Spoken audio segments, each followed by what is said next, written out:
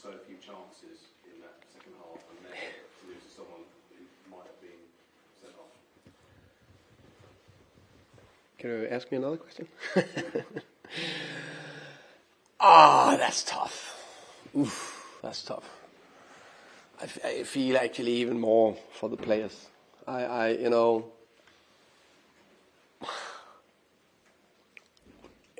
Unbelievable mentality, effort, and determination. We're going here to Arsenal, the informed team in the division, and rightly so. They've been praised for their form, and I think I've said that before. I still mean that. Arteta, the coaching staff, the players have done fantastically, deserve the praise. They scored more than 100 goals last 7 games, something like that, and we restrict them to a minimum throughout the game, almost defensive masterclass. I think they bring almost strongest starting 11. Martinelli is the only one. I'm not expert on Arsenal. Some of you may be expert. That's it. We are missing 7 players. Our captain is going out after 25 minutes, and we still put an unbelievable shift in with the third, fourth lowest budget and all that. I'm so proud of what they did out there. And you can argue that we had the biggest chance to Nathan Collins before the 2-1 lead. And of course, as you said, Havertz is a clear dive. Clear dive. I wish I just would admit it. I don't know if he had. Because that happens all the time, every week. Someone is doing it, and I know it happens. So that should, of course, have been a second yellow and a red card. And then he wouldn't be able to score the winner. And we probably, hopefully, could gain a little bit more momentum, maybe to win the game. What was said on the bench? Because I could see you talking to the fourth, and the referee had a good look at it as well. On the bench, sorry. Well, at that moment, because there was a pause around it, it seemed like the referee and the fourth official were considering the second yellow card. I don't know. I don't know that, actually. I don't know. Just on the sort of broader scale, I think you said last week, after the Chelsea game, we've got the best high pressing team in the league, and that's where your goal came from. Did you? Am I assuming it was planned, or that you'd spotted something there that you could get into Ramsdale? I think I'm actually said that Ramsdale. I don't think he deserves that. Now he'd be criticised to make a mistake. I think it's more unbelievable pressure from Wissa. If you see the way he accelerate, so that could have happened to David. I know David very well. I love David, but it could have happened to him as well. So I think it was a fantastic pressure from Wissa. And if you saw how many times they went long, Arsenal, every single time, free kick, everything want to play, boom, we end up, and we're very brave going man-man. You looked very animated on the touchline, speaking to the fourth official and also trying to talk to the referee. What did you sort of make of obviously you've spoken about the Havertz dive. What did you make of the referee's performance and sort of the communication with the fourth official?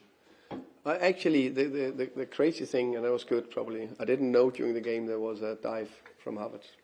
I'm happy I wasn't told and I didn't saw it, because then I probably would have lost and got my 3rd yellow and then couldn't be on the touchline for Burnley. I actually think overall he had a good game.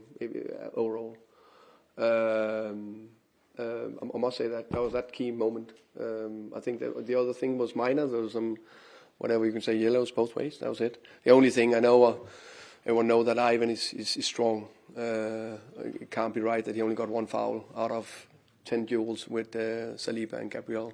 They're pretty strong as well. It should be 50-50. That's the only thing. But they probably didn't decide the game.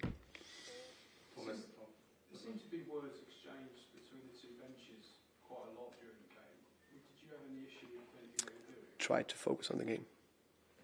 I think you had some words for Aaron Ramsdale afterwards. Could you tell us what you Yeah, said? as I said, I think he's a very good keeper, and I actually I didn't want him to be involved in that situation. And again, I can't say it strongly enough. I don't think it was a mistake. I think it was very good pressure from Wissa.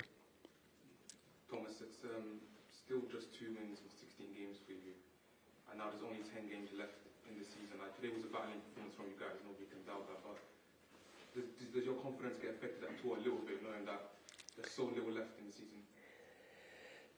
Short answer, no, because of course we are devastated over that we didn't get anything out of a very good performance.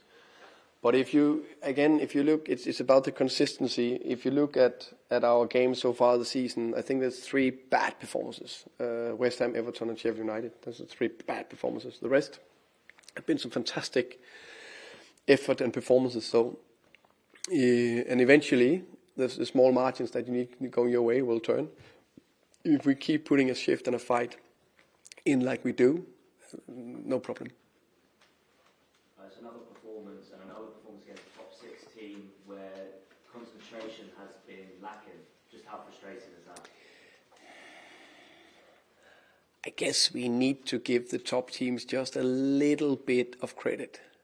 Okay, just a tiny bit. I know we are big Brentford, the bus stop in Hounslow.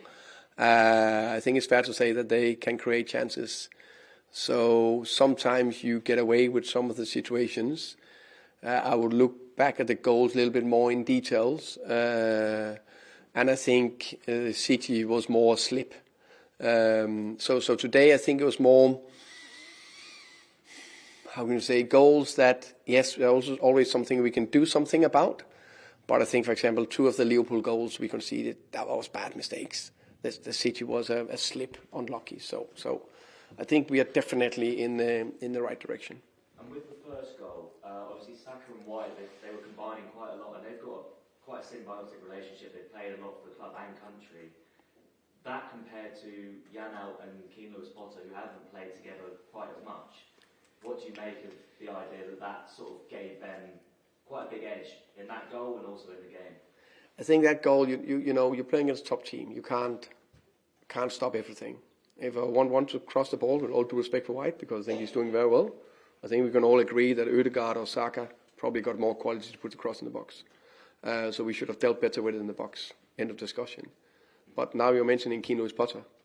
How much did we see Saka today? I think he's fantastic, by the way. I think Saka is unbelievable fantastic. And I think he will do a deadly front 3 in the Euros this summer. But we're closing him down today very efficiently, which is big praise to the players and especially Keane Lewis-Potter. And someone who defended very admirably and has actually, come in for quite a bit of heat recently is Nathan Collins. I just wondered, what did you make of his performance? Because I thought it was exceptional. Again, thank you for that question. He was very, very good.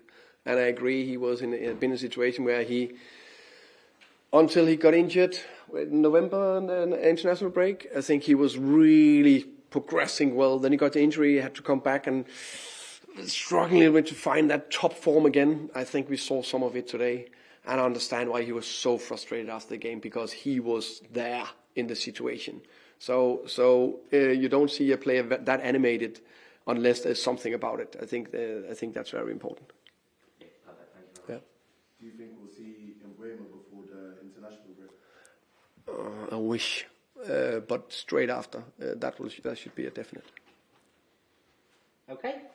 Thank you very much. Thank you, guys. Thank you. Thank you very much.